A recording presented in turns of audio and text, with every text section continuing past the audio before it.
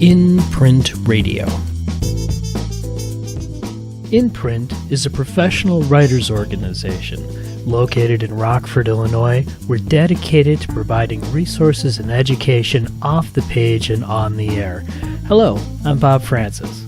Today, In Print member Richard Pulfer interviews author Doug Shiloh. So, Doug, I noticed from your Twitter feed it says you're actually a Star Wars fanatic. Is that right? Yeah, for sure. Yeah, so who's your favorite character? You know, it used to be Luke, and then I've liked Obi-Wan Kenobi, but I've heard people say that, you know, he's kind of a mid-range Jedi. He was kind of opportunistic as far as, like, he was just there in the first part of the series. He was the only one around. I'm just going to go with Luke just for tradition's sake, yeah. Pick the safe bet? Yeah. I kind of expected it to be Boba Fett, but, yeah. You know, I could never understand Boba Fett, and now in the second part of the series, and you go, oh, okay. He was always just there, so I guess it gave people an opportunity to just come up with their own hunches on. I think sometimes Boba Fett was more of like, to me, he seemed more like a guy of like, yeah, we're going to make this character. Yeah. You know, and they've got like the trash can robot. So, yes, they have their part in the universe, but it's like, it did seem like they were main characters. Yeah. Han Solo's pretty cool, too. Yeah, Han Solo's cool. Any thoughts of the new trilogy? Are you excited about that? I've talked with my sources, and they say that Disney partnered with Marvel, and they did not mess with the legacy that people understand. They kind of like more like the money people, and they allowed it to happen. So I'm trusting that information that they're going to allow to stick with Star Wars as it should be. Although some people don't like the second part of the trilogy. The thing I didn't particularly like was Jar Jar. No one liked Jar Jar. But I think what they'll do is they'll gain a lot of fans if they have Jar Jar in Episode 7. Early on, like the first minute, right after the titles come down, episode whatever it is, you know, and then they have Jar Jar, and he goes, "Hey, Misa, hey, what you doing?" And he gets diced. Yeah. I think there'll be this huge cheer from the screens, and people will come back, and those disenfranchised ones will come back home. I think that's how you get people back. I've heard that Luke is going to be like training Mark Hamill is going to be in it. Yeah. So I'm excited by it. It's 2015, right? Yeah, I believe so. I'm there. That's good. And also, like I said, you have a Twitter feed. So how do you think writers getting into business can leverage that to their advantage? Generally, writers know how to communicate, and there has to be a certain level of communication to any organization. So I think that probably being a little computer savvy will help. It may have to be a backdoor thing where you do internet, maybe copywriting. Then they need something like that. I've always liked Twitter. I've always liked Facebook better than Twitter because you can really communicate more. And then Twitter, of course, has the 140 character limits. And I've never fully understood how to use that to my advantage unless I had like something very witty or earth-shaking to send. And even if I did, I don't know if it would go viral enough to really impact my brand, as it were. Well, what I wanted to do with it, another thing besides the road show with a class, is to actually show people in business how can you use Twitter? Because I get this blank stare about Twitter. There's one thing that you can do. Yeah, you have the 140 characters. But to sort of get around Twitter, you can have a 140 character feed and then have a link to an external site, Tube or your own website or whatever, and that'll open up how much you can do. But there's also a thing called TwitLonger, TWITLONGER.com. And then, like I posted a week ago, my NFL picks for week 1, because I can't fit them all in my Twitter feed. Yeah. So I went to Twitter. I logged on to Twitter, and then I went to TwitLonger, and suddenly you've got my week 1 picks. So what you're talking about, you can kind of work within Twitter to get a longer piece. I haven't tried a whole chapter of a novel or something to see how much material I can get, but there's that. Somebody came up with it. Yeah. And I know some people actually do put their novels on Twitter, like try to use actually the 140 character limits to their advantage to make like a really short, succinct piece and just go from there. And I've seen where they tweet the whole novel one tweet at a time. Yeah. I've tweeted about just under 6,000 tweets. And I don't have that much time to sit there and put an 80,000 word novel on Twitter. Yeah, I think I tried it once. I don't remember. I finished it, but I didn't like the results. Twitter is great if you have information you need, and then it suddenly makes sense. But if it's just like, see, the Facebook people are like, Twitter is like, yeah, I went down to the coffee shop and got me a cafe au lait. Well, it's like big whoop. So you have to have something that people want to know. Hot information. Like if you were overseas and you're like, something's really happening in Syria right now. Here's a picture. Well, then it's like, wow, that beats everything because it takes you 10 seconds to tweet something. Content is king. Yeah, exactly. And the good thing about Twitter is you have the hashtag system where you could actually send it directly to the people who are looking for that information. Yeah, absolutely. Now, changing gears from real life, from virtual life to real life, one thing I like is that the main character of Puku, like you, was a restaurant mascot.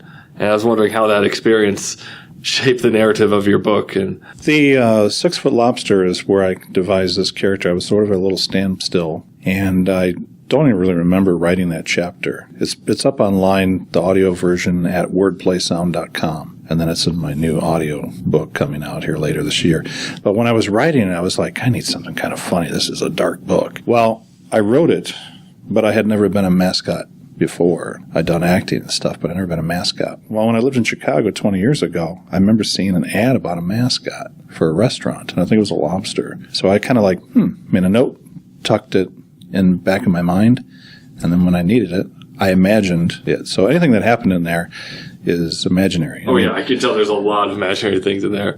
In the book, Lenny the Lobster goes out and he's lit on tequila and he smokes cigarettes and stuff. It's going to be kind of shown on the new cover of the book. A photo shoot here in October, and we're going to have people come down to a secret location in Rockford, Illinois on a Saturday morning, and we'll let everybody know. But I'm actually taking people that want to be print actors on the cover. But what I did afterward, and when I had to develop Lenny later, is that I became a restaurant mascot for the Old Country Buffet. Oh, and I was for a year. So I'd already written initially what I wanted to do, but of course when I had the real job and it was paying, I wasn't like out there smoking and drinking. No. Not at all. No, I'm professional about it. Yeah. And a story this is one place you didn't want art to imitate life. Exactly. But did you find any insight? Did you take any insight from the experience and put it back into your book? Yeah, you get different reactions from people. You know, like one thing is mascots can either enchant people or they scare them. And I put that in later on when Lenny's riding the train, is that there's a guy who's like in his newspaper or whatever, and he just puts his head up and all of a sudden he sees Lenny and he starts to take a swing at him. So there was stuff like that. And grown adults, not just like little kids, but that can be scared of a mascot. It's interesting. Another thing, too, is I put in there where Lenny is doing different dancing and leading a crowd. And I did that when I was on the west side of Rockford at Liberty Park. And I got a conga line going during one song, and it was 150 people trailing me around the park. Oh, wow. So it was kind of like a nice kind of balance there with the two things. Yeah, it's kind of interesting with mascots because I guess they represent the embodiment of fantasy we see in books. I remember I've heard interviews with people who've worked at Disneyland and how that fantasy only goes so far. And probably only goes to like the zipper on your suit. Right. Well, one thing about a mascot, in the book, the guy's breaking all the rules.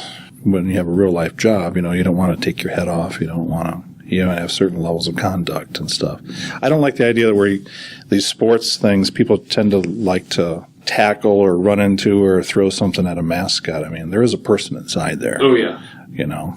Now, have you always wanted to be a writer, even before you were a mascot, clearly? Oh, yeah. I started writing at age 7, and I think in the second grade, and I got a honorable mention for Scholastic Magazine. Oh, cool. And then by the time that I was 12, it was February of that year, and I remember telling him, when I grow up, I'm going to be a writer. So I really just kind of kept that as a focal point, that I was going to, and here I am. Yeah. I noticed another thing you did is you attended the Breadloaf Writers Conference. Mm-hmm. And how did that help, your writing career? It helped and it didn't help, because I felt it was like one of the best things that I ever did, because I went there when I was 22. So I was still going to college. And if you want to try to build resume things, then you definitely want to hit some sort of camp. You want to hit conference, go to a certain program. But what you need to do is you need to sustain that. You need to build sort of a resume of things. It was a great venue to go to on many levels. One was networking. It was like all-inspiring for me to be around all those people. I mean, I met Caldecott Newberry winners, talked with them. Donald Justice was one of the poets. He's a famous poet. So, I mean, I was kind of transplanted from the hinterlands of Rockford to suddenly what I felt was a world stage of all these writers that I go to the library, I still see their books. So it was kind of like it helped me bridge from when I was a kid to where I wanted to go of these people have done this and made this journey, and then I can too.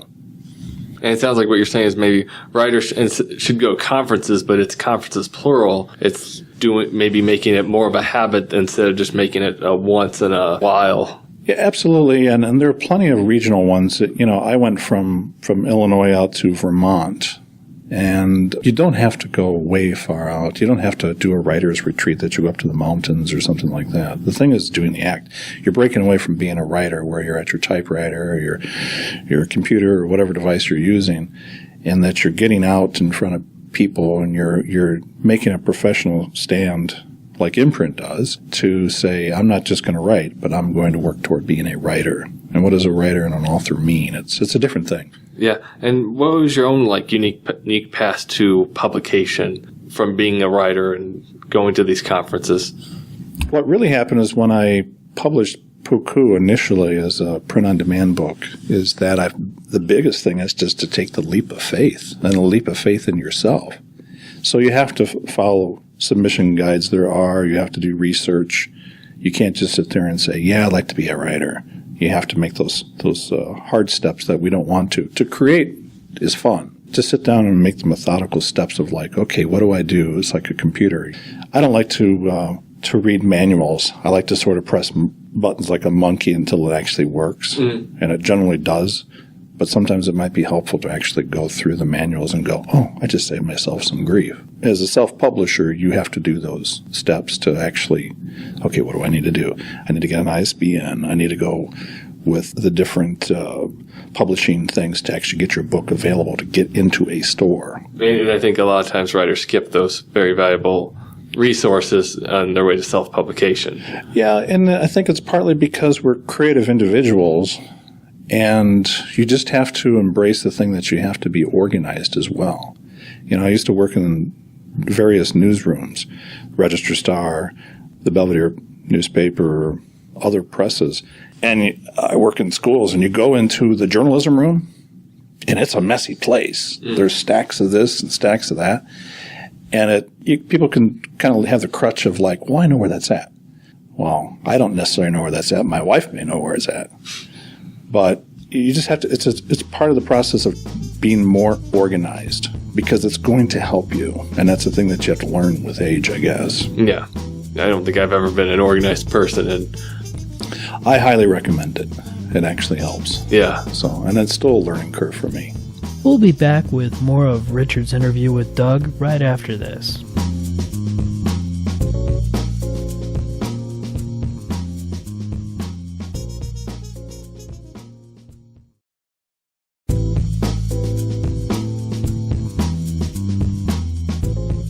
Imprint Radio. Welcome back. Imprint member Richard Pulfer is talking with Doug Shiloh. Speaking of Puku, is that there's a lot of surrealism and satire in that book. I think that's hard for writers to master. That's a skill that I've come to appreciate the more as I've watched movies like Dr. Strangelove and Duck Soup. How hard that skill is to actually use efficiently, which I think you do in your book. Well, thanks. And I was curious if you had any tips on how to use those tools. Part of it is you're just tapping into your imagination. I think what happens with people is that, like I was talking about writer's block earlier with one of the Imprint members, is that when we're kids, and not just writers, but any kid has an imagination. I know my generation is that that's what we had. We didn't have video, this and that. So we had to use our imaginations. Well, as a writer, that's all you're really doing. You're just having play, but you have to be in front of a paper. And what you do is you can get psyched out. And don't get psyched out. Just have fun. You know what? If you sit down and you do a day's work and it doesn't turn out to be anything, try for another day.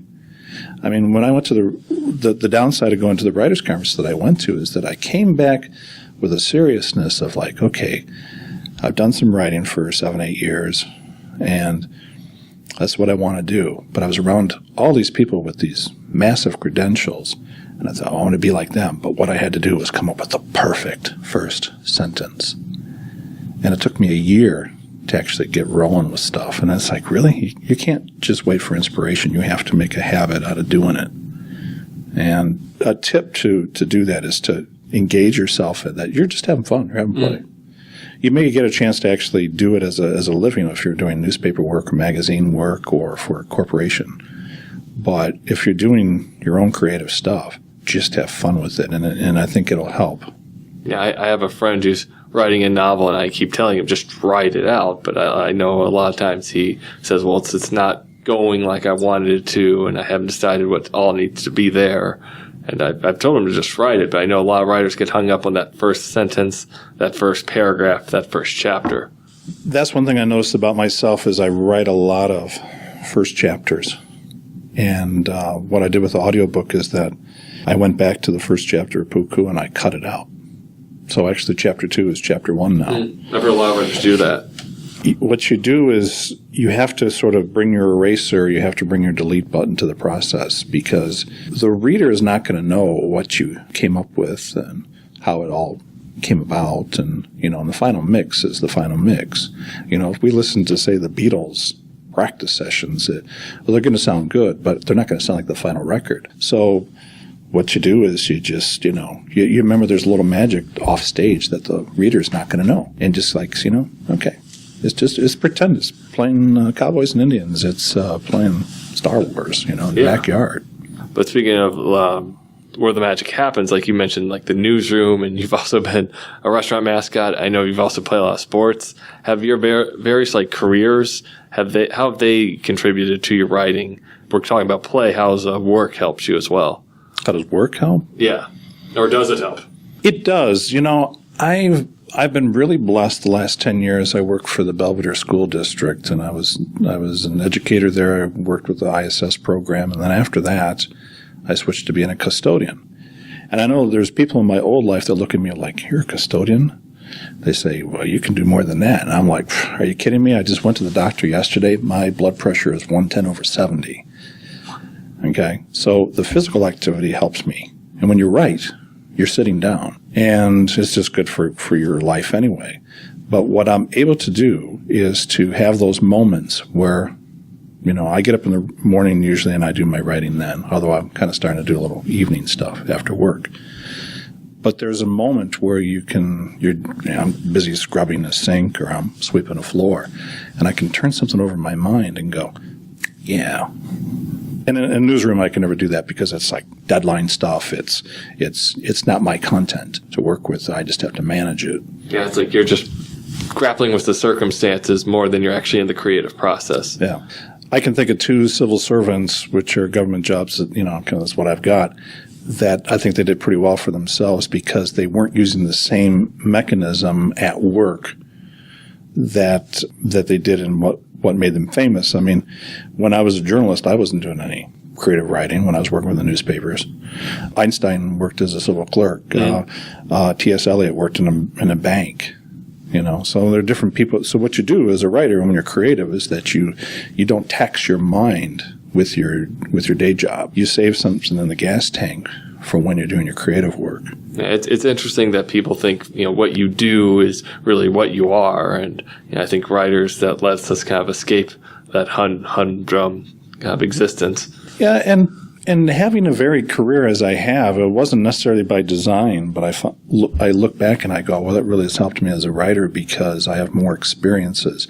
One thing I don't like about writers that come right out of the gate out of college, these young lions, these wonder boys, is that they've only been to college. They haven't actually made a paycheck and tried to support a family or pay the rent on their own. And I know there are some that are really huge names and, Nobel Prize winners and such, but for me, I like realism to things, and then what you can do is twist it. Well, if you haven't worked a job, you haven't worked behind a cash register or whatever, as a reader, I'm not going to necessarily relate to what almost comes off as a heroic life of like, I followed everything and everything turned out well and I'm only 22. It's like, well, okay, how many people can say that? Yeah, it's hard. And I know when I graduated, I had to take freelance writing jobs in order to pay my student loans. And, those experiences helped me. And even though I wasn't necessarily writing what I thought I'd be writing.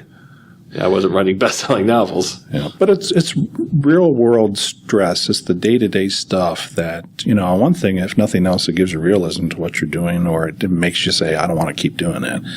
But, I don't know, it just gives you extra feel for what you're trying to do. It kind of like you can go from, all right, I did that, and I don't want to do that, so I'm going to have my escape, or I'm going to come up with something creative that helps balance what I have to do. I would think if I was, the guy on Dirty Jobs, Mike Rowe. Yeah, if you're one of those guys that Mike Rowe would check out, who knows? They may be the best playwrights in America that we don't know. Yeah, they have some stories, but I think, anyone who's worked like a newsroom like you has stories, or anyone who's worked customer service like me has at least some stories that you probably wouldn't get just sitting at a desk in college.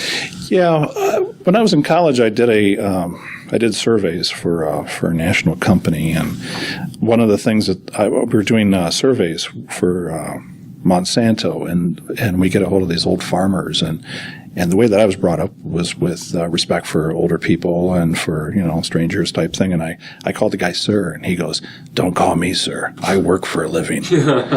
And that was the thing I gave to the character Warhorse in Puku. Yes. So it was those little things that, I would have never had that moment if you hadn't been working out on the field. Right. And what seemed like one of these kind of bottom dweller jobs, it fit for that. We have to take a break, but we'll be back with more of Richard's interview with Doug in a moment.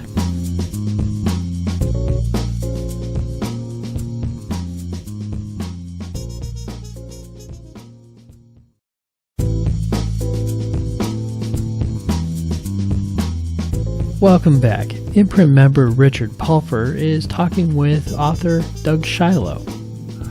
And now, taking a step away from Puku, how did the Literary Roadshow start up? The Literary Roadshow came from when I had the exposure as a student to hear voices of literary luminaries like Hemingway and T.S. Eliot. Their soul just kind of jumped off the page to me. It was like an extra dimension. Well, flash forward, when I went to the writers' conference, I was around those people that, they're professional writers, and they're 200 people in the room listening to Tim O'Brien or Mark Strand or Nancy Willard. I mean, it's like, wow, these are like superstar writers. And then when I came back, when I was in college, or right after college, I was downtown Rockford, and we had a writers group with Frank Shear and Charlie Warboys, and Charlie Warboys is part of the Roadshow now. It's just an extension of where I've gone. When I lived in Chicago in the late 80s, early 90s, I would read poetry at, say, the Green Mill, and that's where slam poetry was invented by Mark Smith. So I was trying to sort of come up with a group in the Rockford area that sort of showed what I had experienced. And with the internet, we don't really have to sit there and go, well, we're kind of like Chicago Junior, Chicago Light. I mean, what you guys are doing with the radio show, and you're tapping into all these Chicago writers, for example, it's more of a level playing field for what we do out here by the cornfields or smaller towns. Yeah, everyone's equal. It is. I mean, my Twitter feed and my websites, I get stuff. I get readers and people following me from, say, Australia or from Europe or wherever. So it's like I would never have gotten that just by myself. Oh, yeah. And the artists I work with on my comic book are from Argentina and Brazil and all over the world. Yeah. So it's international. It is, and it's really encouraging to anybody if you're going to tap into these different social media things or like a website or, I'm really believing into audio stuff because it takes you from a small area to suddenly, okay, well, let's try to do our best to compete. And there's a lot of competition as far as trying to get to readers, but you're giving yourself the opportunity. You're using these tools to say, hey, I'm over here, check it out. Yeah, and the Literary Roadshow, for those who don't know, is like you're giving writers, like local writers, really a stage to speak and to read their work, because you kind of lose something just reading it from the page and not hearing that author right in front of you reading their piece. You do.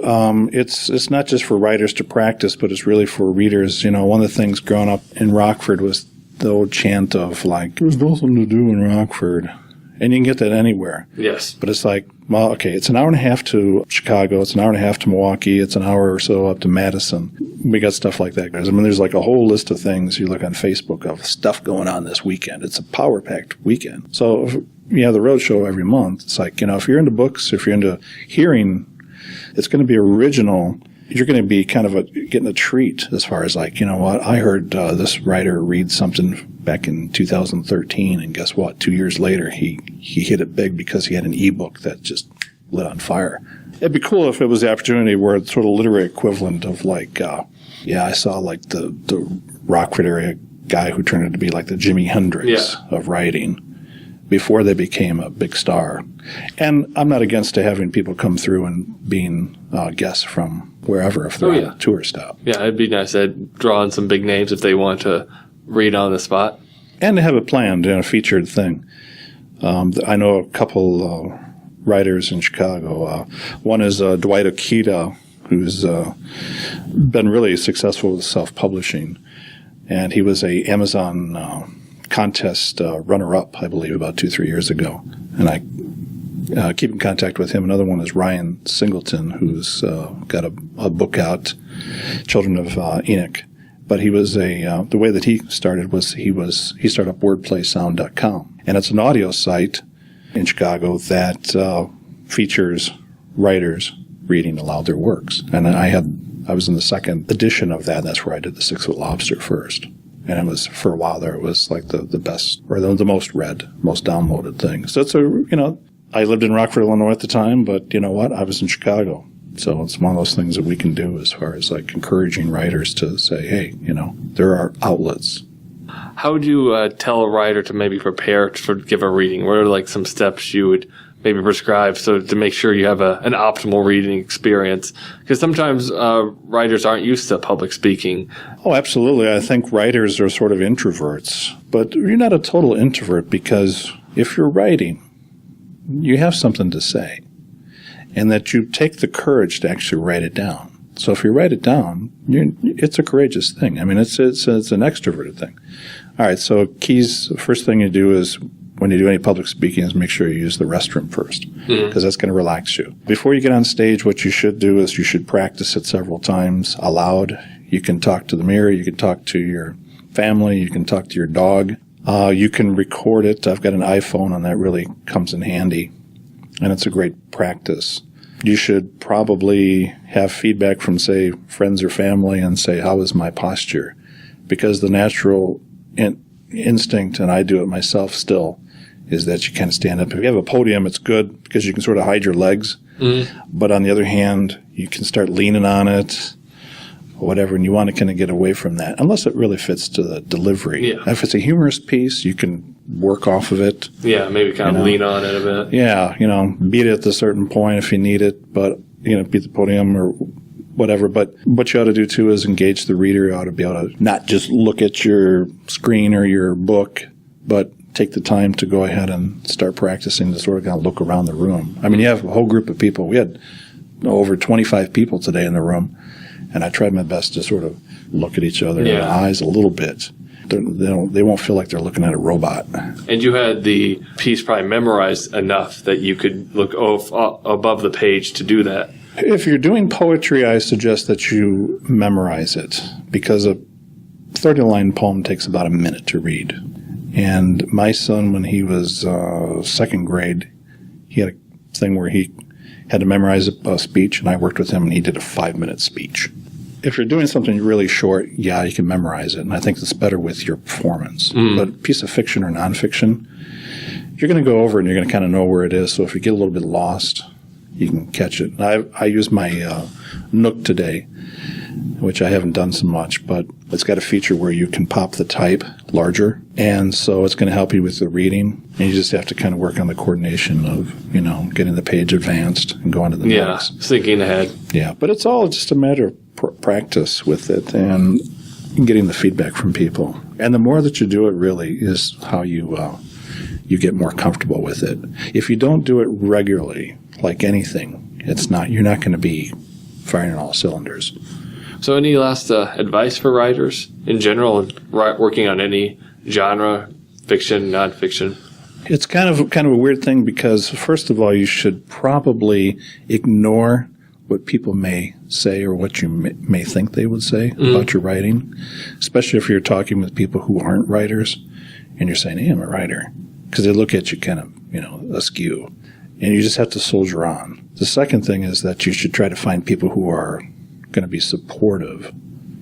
And to me, that's been the biggest thing as far as like finding a support group of people that's, give me some sort of encouragement or that they will listen at times or read something. If you don't have that, it's a really tough journey if you're just like, it already is because you're taking your thoughts and you're putting it on the page. But if you don't have a support group of some sort, so you just help yourself and do a favor and get that support group. And reading is good too. Of course. Yeah. And reading outside your genre, I imagine. Yeah, I don't do enough of that. I used to read a lot of science fiction when I was a teenager, and I don't know why I kind of stopped. I think it's probably because of movies, It was kind of like if I want some science fiction, a dose of it, I'll do that. But yeah, definitely out of the genre is good, and it's sort of like help strengthen you or shape you, or hey, just get a break away from it too. Well, thanks a lot, Doug. Thank you very much. Appreciate it.